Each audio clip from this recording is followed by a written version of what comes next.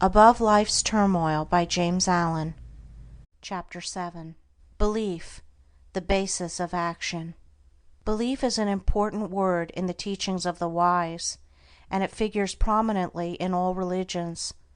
According to Jesus, a certain kind of belief is necessary to salvation or regeneration, and Buddha definitely thought that the right belief is the first and most essential step in the way of truth. As without right belief there cannot be right conduct, and he who has not learned how to rightly govern and conduct himself has not comprehended the simplest rudiments of truth. Belief, as laid down by the great teachers, is not belief in any particular school, philosophy, or religion, but consists of an attitude of mind determining the whole course of one's life. Belief and conduct are, therefore, inseparable, for the one determines the other. Belief is the basis of all action, and this being so, the belief which dominates the hearts or minds is shown in the life. Every man acts, thinks, lives in exact accordance with the belief which is rooted in his innermost being, and such is the mathematical nature of the laws which govern mind, that it is absolutely impossible for anyone to believe in two opposing conditions at the same time. For instance, it is impossible to believe in justice and injustice, hatred and love, peace and strife, self and truth. Every man believes in one or the other of these opposites, never in both, and the daily conduct of every man indicates the nature of his belief. The man who believes in justice, who regards it as an eternal and indestructible principle, never boils over with righteous indignation, does not grow cynical and pessimistic over the inequalities of life, and remains calm and untroubled through all trials and difficulties. It is impossible for him to act otherwise, for he believes that justice reigns, and that, therefore, all that is called injustice is fleeting and illusory. The man who is continually getting enraged over the injustice of his fellow man, who talks about himself being badly treated, or who mourns the lack of justice in the world around him, shows by his conduct, his attitude of mind, that he believes in injustice. However he may protest to the contrary, in his inmost heart he believes that confusion and chaos are dominant in the universe, the result being that he dwells in misery and unrest, and his conduct is faulty. Again, he who believes in love, in its stability and power, practices it under all circumstances, never deviates from it, and bestows it alike upon enemies as upon friends. He who slanders and condemns, speaks disparagingly of others, or regards them with contempt, believes not in love, but hatred. All his actions prove it, even though with tongue or pen he may eulogize love. The believer in peace is known by his peaceful conduct. It is impossible for him to engage in strife. If attacked, he does not retaliate, for he has seen the majesty of the angel of peace, and can no longer pay homage to the demon of strife. The stirrer-up of strife, the lover of argument, he who rushes into self-defense upon any or every provocation, believes in strife, and will have naught to do with peace. Further, he who believes in truth renounces himself.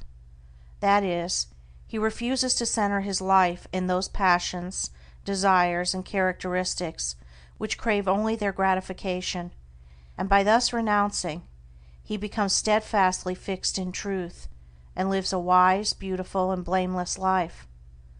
The believer in self is known by his daily indulgences, gratifications, and vanities, and by the disappointments, sorrows, and mortifications which he continually suffers.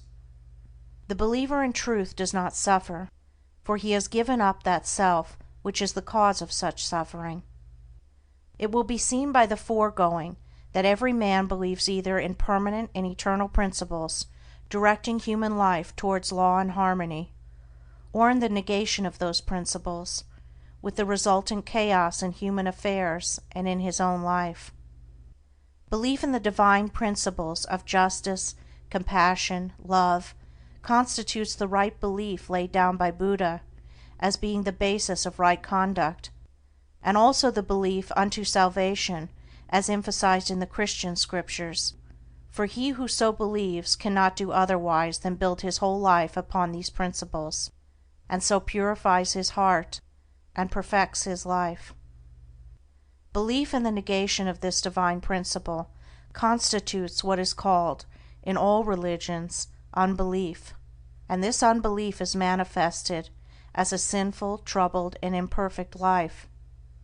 Where there is right belief, there is a blameless and perfect life. Where there is false belief, there is sin, there is sorrow, the mind and life are improperly governed, and there is affliction and unrest. By their fruits ye shall know them. There is much to talk about belief in Jesus, but what does belief in Jesus mean? It means belief in his words, in the principles he enunciated and lived, in his commandments, and in his exemplary life of perfection. He who declares belief in Jesus, and yet is all the time living in his lusts and indulgences, or in the spirit of hatred and condemnation, is self-deceived. He believes not in Jesus, he believes in his own animal self. As a faithful servant delights in carrying out the commands of his master, so he who believes in Jesus carries out his commandments, and so is saved from sin. The supreme test of belief in Jesus is this: do I keep his commandments? And this test is applied by St. John himself in the following words: He is that saint, I know him, Jesus, and keepeth not his commandments, is a liar, and the truth is not in him. But whose keepeth his word, in him verily is the word of God perfected. It will be found after a rigid and impartial analysis that belief lies at the root of all human conduct. Every thought, every act, every habit is the direct outcome of a certain fixed belief, and one's conduct alters only as one's belief are modified. What we cling to in that we believe, we practice in that we believe. When our belief in a thing ceases, we can no longer cling to or practice it. It falls away from us as a garment outworn. Men cling to their lusts and lies and vanities because they believe in them, believe there is gain and happiness in them. When they transfer their belief to the divine qualities of purity and humility, those sins trouble them no more. Men are saved from error by belief in the supremacy of truth. They are saved from sin by belief in holiness or perfection. They are saved from evil by belief in good, for every belief is manifested in the life. It is not necessary to inquire as to a man's theological belief, for that is of little or no account. For what can it avail a man to believe that Jesus died for him, or that Jesus is God, or that he is justified by faith, if he continues to live in his lower sinful nature? All that is necessary to ask is this: how does a man live? How does he conduct himself under trying circumstances? The answer to these questions will show whether a man believes in the power of evil or in the power of good. He who believes in the power of good lives a good spiritual or godly life, for goodness is God, yea, verily is God himself, and he will soon leave behind him all sins and sorrows, who believes, with steadfast and unwavering faith, in the supreme good. Chapter 8. The Belief that Saves. It has been said that a man's whole life and character is the outcome of his belief, and also that his belief has nothing whatever to do with his life. Both statements are true. The confusion and contradiction of these two statements are only apparent, and are quickly dispelled when it is remembered that there are two entirely distinct kinds of beliefs, namely, head belief and heart belief.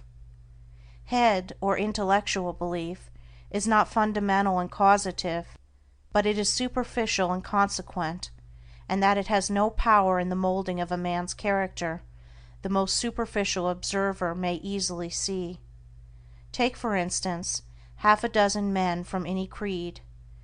They not only hold the same theological belief, but confess the same articles of faith in every particular, and yet their characters are vastly different. One will be just as noble as another is ignoble. One will be mild and gentle, another coarse and irascible. One will be honest, another dishonest. One will indulge certain habits which another will rigidly abjure, and so on, plainly indicating that theological belief is not an influential factor in a man's life.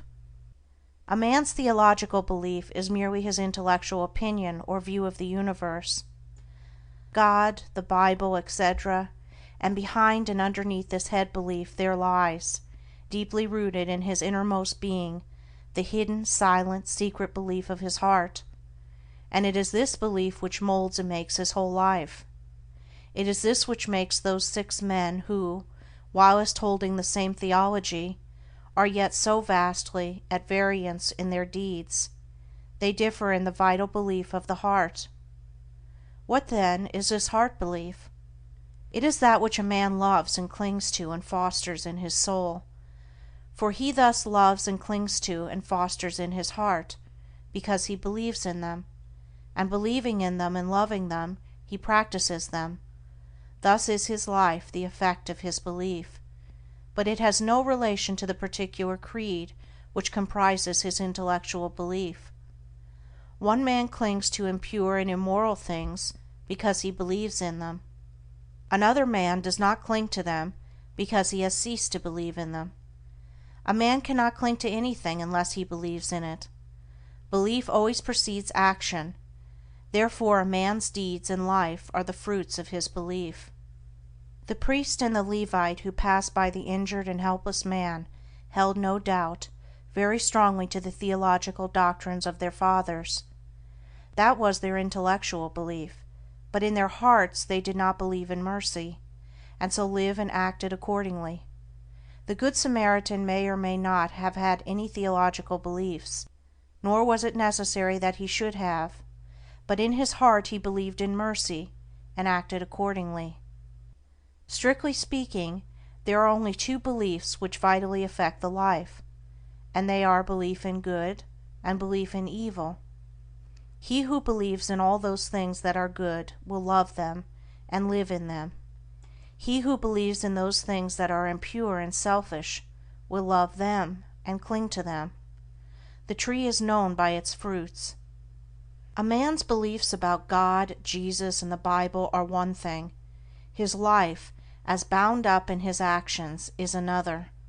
Therefore a man's theological belief is of no consequence.